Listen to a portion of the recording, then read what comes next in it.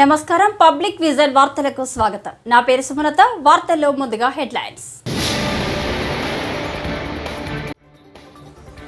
YCP నేతల్లో ఓటమి భయం, అందుకే జగన్ చిన్నపాటి ఓదార్పు యాత్ర చేపట్టారు. బోండా ఉమా వ్యాఖ్య.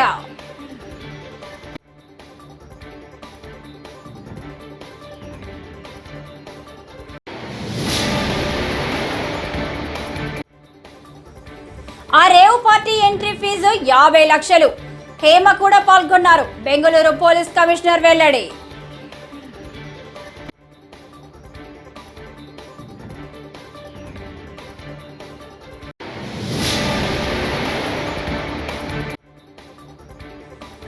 విఐపి బ్రేక్ దర్శన టికెట్ల జారీ ప్రారంభించిన టీటీడీ. తాజా నిర్ణయంతో తగ్గనున్న శ్రీవారి దర్శించుకునే సమయం.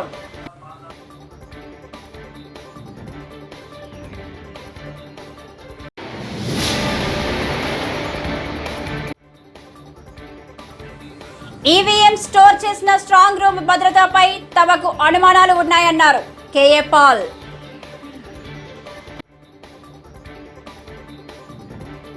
ఇక డీటెయిల్స్ చూస్తే, బెంగళూరులో పోలీసులు ఓ రేవు పార్టీని భగ్నం చేయడం తెలిసిందే. దీనికి సంబంధించిన వివరాలను బెంగళూరు పోలీస్ కమిషనర్ దయానంద్ మీడియాకు తెలియజేశారు. ఈ రేవు పార్టీ ఎంట్రీ ఫీజు 50 లక్షలు అని వెల్లడించారు. ఈ రేవు పార్టీకి sunset to sunrise victory అని పేరు పెట్టారని తెలిపారు. ఈ పార్టీలో 100 మంది పాల్గొన్నారని, వారిలో సినీ నటి హేమ కూడా ఉన్నారని స్పష్టం చేశారు. అయితే తాను ఈ పార్టీలో పాల్గొనలేదని, సొంత ఫామ్ హౌస్ లోనే ఉన్నానంటూ హేమ విడుదల చేసిన వీడియో ఎక్కడ రికార్డు చేశారన్న దానిపై విచారణ జరుపుతున్నామని సిపి వివరించారు.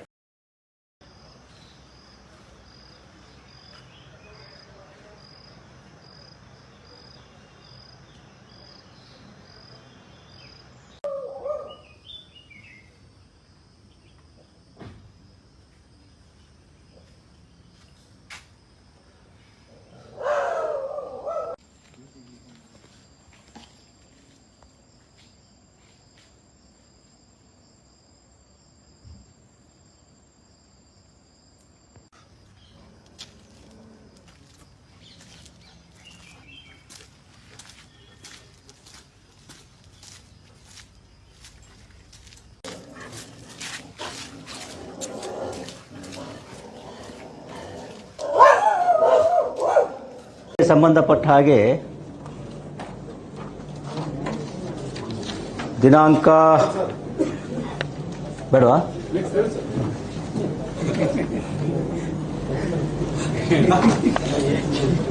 ಗಾಬರಿ ಮಾಡ್ಬಿಟ್ರೆ ಏನಾರು ತಪ್ಪು ಮಾಡ್ತಾ ಇದ್ದೀನಿ.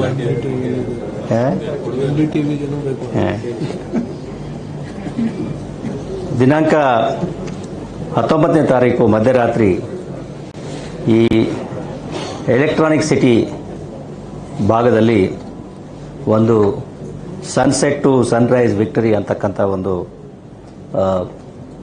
ಈವೆಂಟನ್ನು ಆಯೋಜನೆ ಮಾಡಿದ್ದು, ಅದರಲ್ಲಿ ಅನೇಕ ರೀತಿಯ ಅಕ್ರಮ ಚಟುವಟಿಕೆಗಳು ನಡೀತಾ ಇದ್ದಾವೆ ಅಂತಕ್ಕಂಥ ಒಂದು ಮಾಹಿತಿಯ ಆಧಾರದ ಮೇಲೆ ನಮ್ಮ CCB ಪೊಲೀಸರು ಈ ಒಂದು ಫಾರ್ಮ್ ಹೌಸ್ ಮೇಲೆ ದಾಳಿ ಮಾಡಿರ್ತಾರೆ.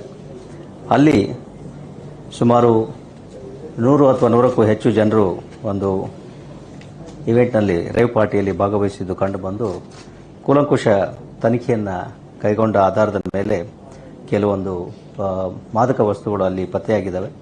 MDMA, ಹಾಗೆಯೇ ಕೊಕೇನ್, ಹೈಡ್ರೋಗಾಂಜಾ ಮತ್ತು ಈ ರೀತಿ ಬೇರೆ ಬೇರೆ ಮಾದಕ ವಸ್ತುಗಳಲ್ಲಿ ಪತ್ತೆಯಾಗಿದ್ದಾವೆ. ಅದಕ್ಕೆ ಅನುಗುಣವಾಗಿ ಈಗ ಎಲೆಕ್ಟ್ರಾನಿಕ್ ಸಿಟಿ ಪೊಲೀಸ್ ಠಾಣೆಯಲ್ಲಿ ನಾವು ಪ್ರಕರಣವನ್ನು.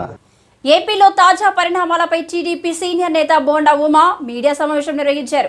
ఈ సందర్భంగా ఆయన మాట్లాడుతూ, ఓడిపోతారన్న విషయం జగన్ కు అర్థమైందని, అందుకే ఐపాక్ కార్యాలయానికి వెళ్లి ప్రగల్భాలు పలికారని ఎద్దేవా చేశారు. ఓటమి తప్పదన్న విషయాన్ని జగన్ జీర్ణించుకోలేకపోతున్నారని, అందుకే తామే గెలుస్తామని చెప్పుకుంటున్నారని విమర్శించారు. ఓటమి భయంతో వైసీపీ నేతలు కుదేలవుతున్నారని, అందుకే జగన్ చిన్నపాటి ఓదార్పు యాత్ర చేపట్టి ఐపాక్ కార్యాలయానికి వెళ్లారని వ్యంగ్యం ప్రదర్శించారు. ఎన్నికల్లో గెలుపుపై ధీమా వ్యక్తం చేస్తున్న జగన్, ఎన్నికల్లో ఓడిపోతే పార్టీని మూసేస్తామని చెప్పగలరా అని బోండా ఉమా సవాల్ విసిరారు. ఒత్తిడి తీసుకొచ్చినటువంటి పెద్దిరెడ్డి రామచంద్రారెడ్డి ఎక్కడున్నాడో ఎవరికి తెలియదు. పిన్నెల్లి రామకృష్ణారెడ్డి సోదరులు పారిపోయారు. చెవిరెడ్డి భాస్కర్ రెడ్డి ఎక్కడ పారిపోయాడు ఎవరికి తెలియదు. కరుణాకర్ రెడ్డి ఎక్కడ పారిపోయాడో తెలియదు. గోపిరెడ్డి శ్రీనివాసరెడ్డి ఎక్కడ పారిపోయాడు ఎవరికి తెలియదు. ఏరి మీ పనులు చెప్పి మీతో అడ్డగోలుగా చట్టాన్ని అతిక్రమించి పనులు చేయించినటువంటి వీళ్ళందరూ ఏమైపోయారు? జగన్మోహన్ రెడ్డి ఏమైపోయాడు? సజ్జల రామకృష్ణారెడ్డి ఏమైపోయాడు? మొత్తం ఈ బ్యాచ్ మొత్తం ఎక్కడికి పారిపోయారు?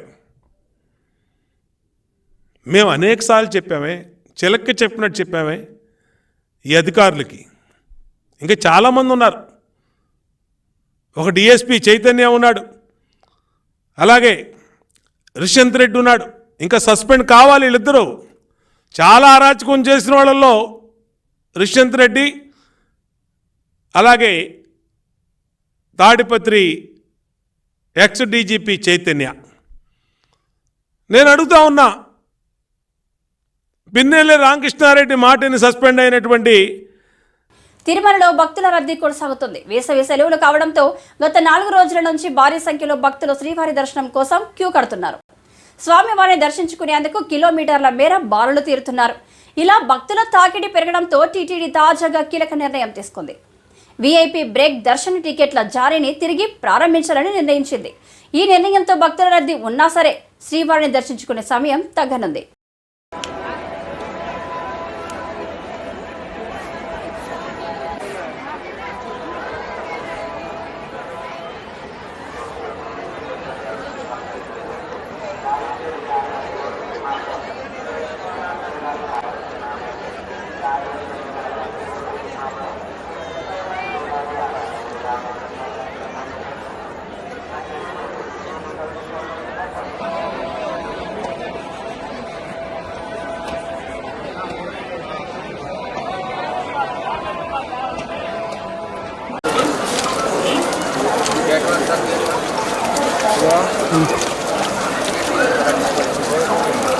దీని ముందే వచ్చాను.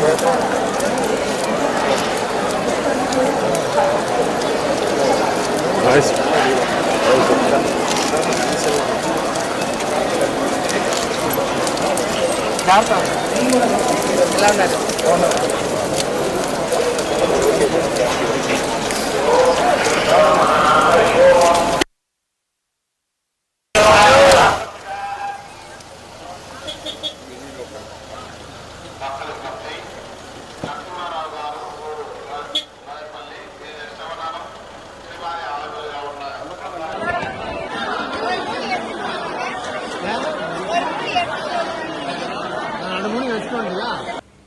బెంగళూరు శివారు ప్రాంతంలో నిర్వహించిన రేవు పార్టీతో తనకు ఎలాంటి సంబంధం లేదని, తాను అసలు ఆ పార్టీలకు ఎన్నడూ వెళ్లలేదని సినీ నటుడు శ్రీకాంత్ స్పష్టం చేశారు.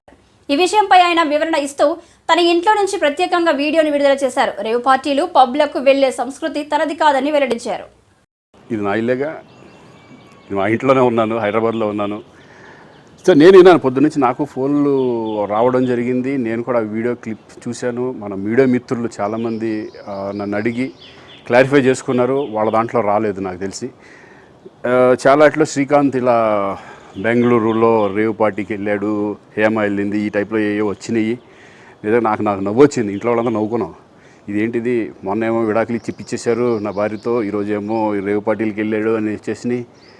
కానీ ఒకటి, వాళ్ళు కొంచెం తొందరపడ్డంలో ఇది లేదనిపించింది. ఎందుకంటే వాడెవడో, అతను ఎవరో కానీ కొంచెం నాలాగే ఉన్నాడు. వాడు కొంచెం ఇలా కప్పుకొని, అది గెడ్డం ఉంది, బట్ ఇప్పుడు గెడ్డం నాకు లేదు అని, బట్ గెడ్డంతో నేను షాక్ అయ్యాను. ఇదేంటిది నాలాగా ఉన్నాడు ఏంటి అని నేనే షాక్ అయ్యాను. సో దయచేసి ఎవరు నమ్మొద్దు. ఎందుకంటే రేవ్ పార్టీలకి వెళ్ళే కల్చర్ నాది కాదు, పబ్ కల్చర్ మనిషిని కాదు నేను.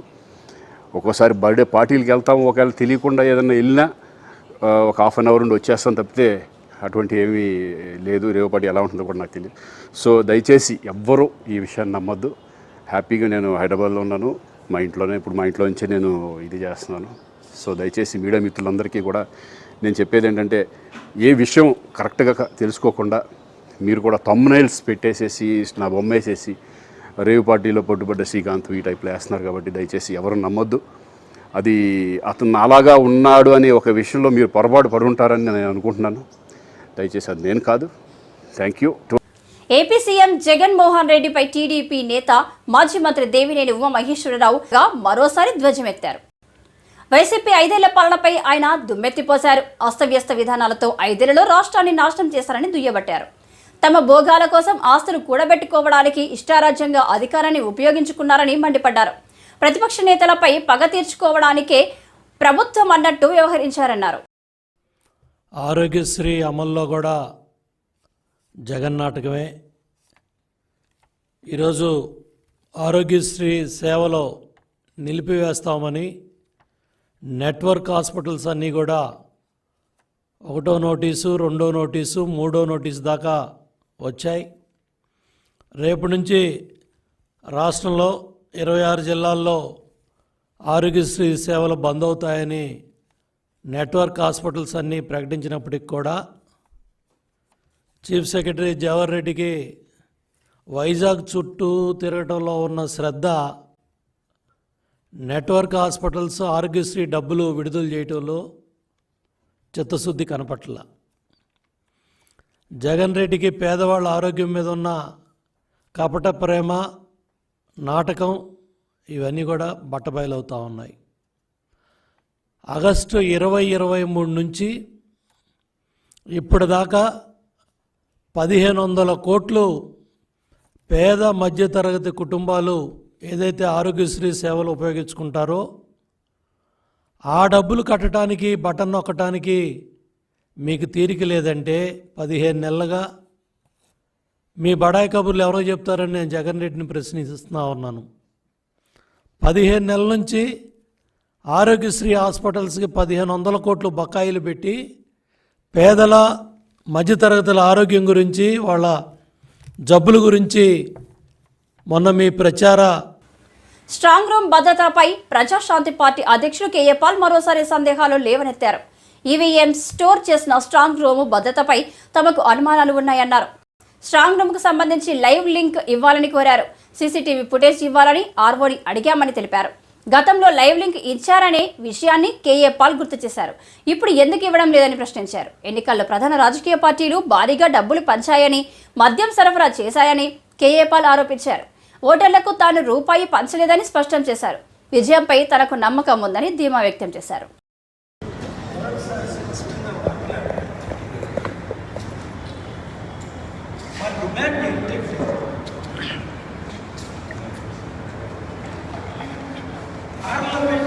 ఎలక్షన్ విశాఖపట్నం 7 స్ట్రాంగ్ రూమ్స్, నలుదిక్కుల సీసీటీవీ కెమెరాలు పెట్టి ఆ లైవ్ ఇవ్వాలని supreme court guidelines, election commission guidelines ఒత్తిడిని మీరు సమక్షంలో వారు కూడా ఇండిపెండెంట్గా అడగలేదు. మరి ఒకసారి మేము ఈ 33 క్యాండిడేట్లకు సిగ్నేచర్స్ ఇచ్చి ఆర్ఓ గారికి, ఆంధ్రప్రదేశ్ సీఈఓ మీనా గారికి, chief election commissioner Rajiv Kumar గారికి, అలాగే chief justice of India copy పెడతాం. ఇప్పుడు వరకు ఎందుకు ఇవ్వలేదు?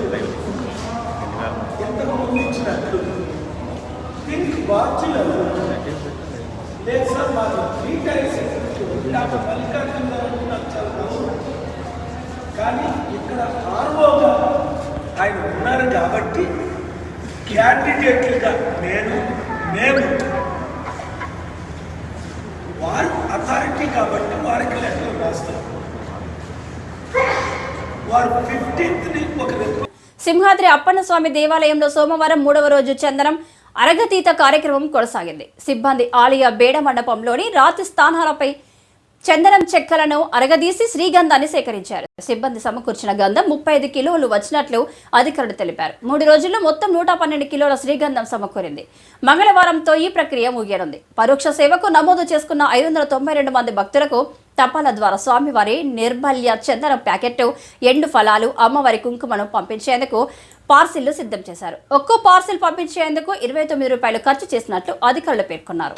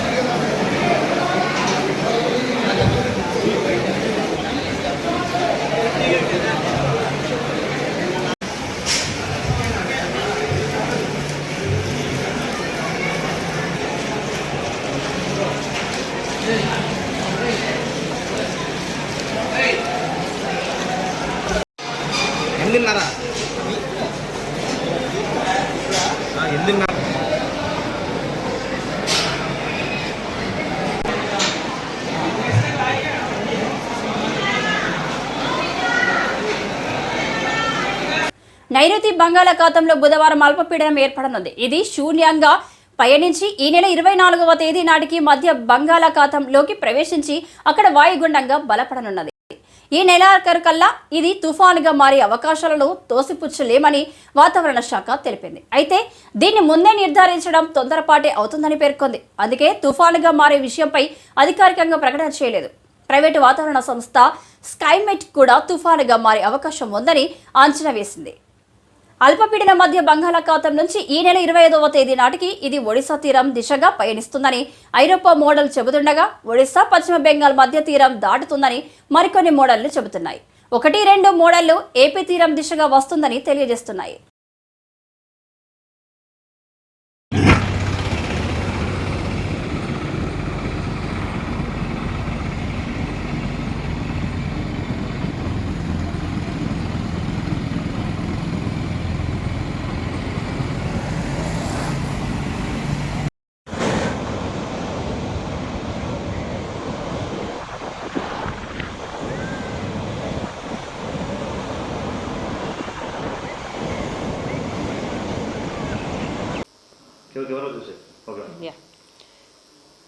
సో ఈరోజు తమిళనాడు పరిసర ప్రాంతంలో నైరుతి బంగాళాఖాతంలో ఉపరితల ఆవర్తనం ఉంది.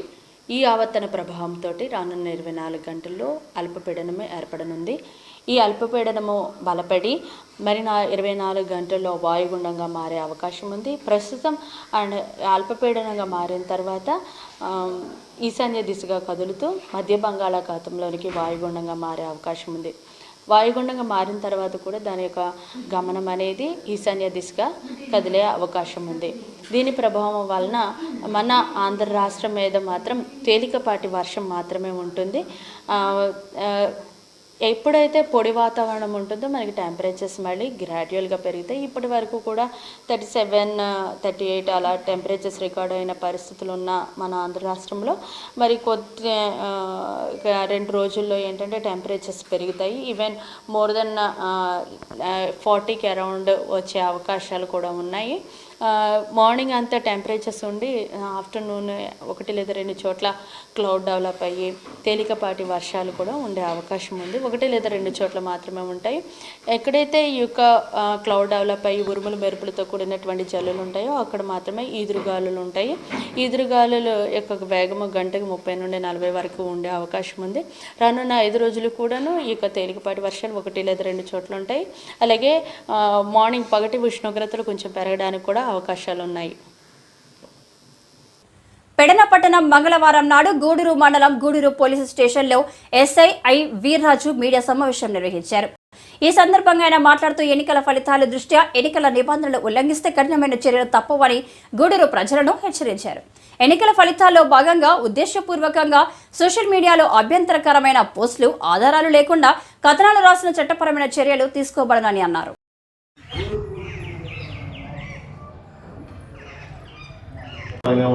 ఫ్రెండ్స్ 10th క్లాస్ బ్యాచ్మేట్ ఒక గ్రూప్ ఒక అదేవిధంగా పార్టీ వైజ్ వైసీపీ, టీడీపీ, ఇంకా పార్టీలన్నీ కూడా దాంట్లో మనం అడ్మిన్గా చాలా బాధ్యతగా ఉండాలి. ఎందుకంటే ఏదో ఏముండదు అక్కడ. మనం పెట్టే ఒక మెసేజ్ వల్ల మనం అన్నాడు కొట్టేసేవాళ్ళు, లేదంటే మన పార్టీ వాళ్ళు కొట్టేస్తున్నారా, మీరంతా పలానా దగ్గరికి వెళ్తాయి, ఇంక బైక్లు వేసుకుని ఏంటంటే ఎందుకు వస్తున్నాడో కూడా తెలియదు.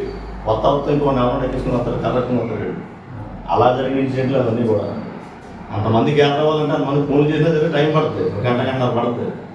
అటువంటి పరిస్థితి లేకుండా ఏమైందంటే గ్రూపుల్లోనే మెసేజ్ ఫార్వర్డ్ చేసి అమాయకులు వాళ్ళు బలైపోయారు. మొత్తం చాలామంది 300 మంది క్రీడాశ్రమంలో నాట్లో ఆర్మ్స్ యాక్ట్లు కట్టేసి బాగానే ఉంటుంది. ఒక రోజు 2 రోజులు బెయిల్ మీద వస్తుందండి. జీవితాంతం కూడా బయట వాళ్ళని వెళ్ళని ఈడీ యాక్ట్లు కూడా వాళ్ళ మీద పెట్టేస్తారు. అంతే ఈడీ యాక్ట్ పెడితే నేను రావడం లేదా ప్రదేశానికి వేరే చోటకి వెళ్ళి. కృష్ణానది పరివాహక ప్రాంతాల్లో ఇసుక అక్రమ త్రవ్వకాలు చేపడితే కఠిన చర్యలు తప్పవని జిల్లా కలెక్టర్ రంజిత్ బాషా అన్నారు. వేమూరు నియోజకవర్గం కొల్లూరు మండల పరిధిలోని జువ్వలపాలెం, గాజుల్లంక గ్రామాలలో ఇసుక లభ్యత ఉన్న ప్రాంతాలను ఉన్నతాధికారులు పరిశీలించారు. కార్యక్రమంలో SP Rakul Jindal, Repalle RDO Sheela Shaharon, Repalle DSP, Vemuru CI, mining జిల్లా అధికారి తదితరులు పాల్గొన్నారు.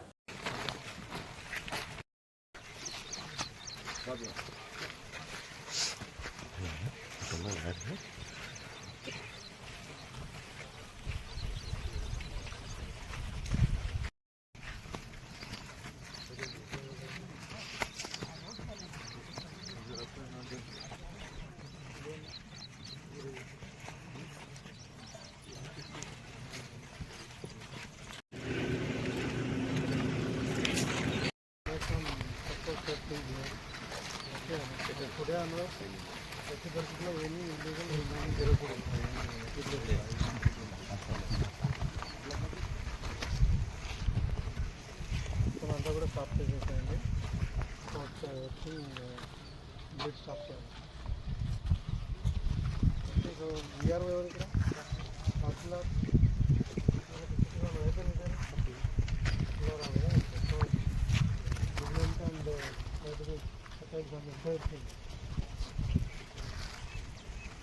అక్కడ కనిపించే బ్రిడ్జ్ ఏం బ్రిడ్జ్ అది? అరవిందో అటు సైడ్ ఏం విలేజ్ ఉంది? అది కాదు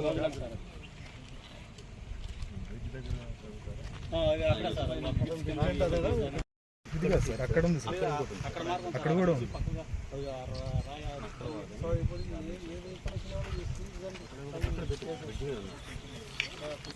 తిరుపతి తాతయ్య గుంట గంగమ్మను మంత్రి పెద్దారెడ్డి రామచంద్రారెడ్డి, ఆయన సతీమణి పెద్దిరెడ్డి స్వర్ణలతమ్మ గంగ జాతర సందర్భంగా మంగళవారం దర్శించుకున్నారు. ఆలయంలో ప్రత్యేక పూజలు చేసి అర్చకులు తీర్థప్రసాదాలు అందించారు. అమ్మ ఆశీస్సులు రాష్ట్రానికి ఉండాలని కోరుకున్నట్లు, సీఎంతో పాటు వైసీపీకి అమ్మవారి ఆశీస్సులు ఉండాలని ప్రార్థించామని మంత్రి పెద్దిరెడ్డి రామచంద్రారెడ్డి చెప్పారు.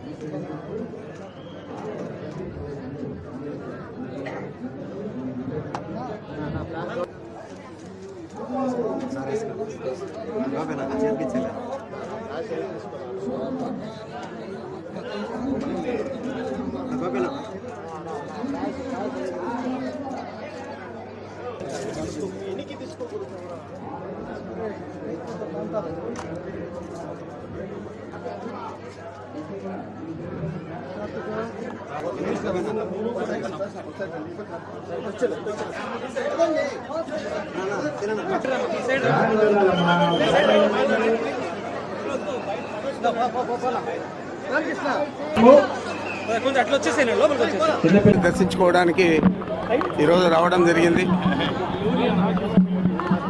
అమ్మవారు బాగా దర్శనమిచ్చారు. తప్పకుండా ఈ రాష్ట్రానికి తిరుపతి నూతన ఎస్పీ హర్షవర్ధన్ రాజు సోమవారం తిరుపతి కలెక్టరేట్ నుంచి మీడియా సమావేశం నిర్వహించారు. ఆయన మాట్లాడుతూ ఈవీఎంలకు 3 అంచెల భద్రతను ఏర్పాటు చేసినట్లు తెలిపారు. కౌంటింగ్ హాల్ వద్ద పటిష్ట బందోబస్తు ఏర్పాట్లు చేసినట్లు చెప్పారు. ప్రశాంతంగా కౌంటింగ్ నిర్వహించేందుకు అన్ని చర్యలు చేపట్టినట్లు తెలిపారు. Our armed reserve force, then third of course local law and order police.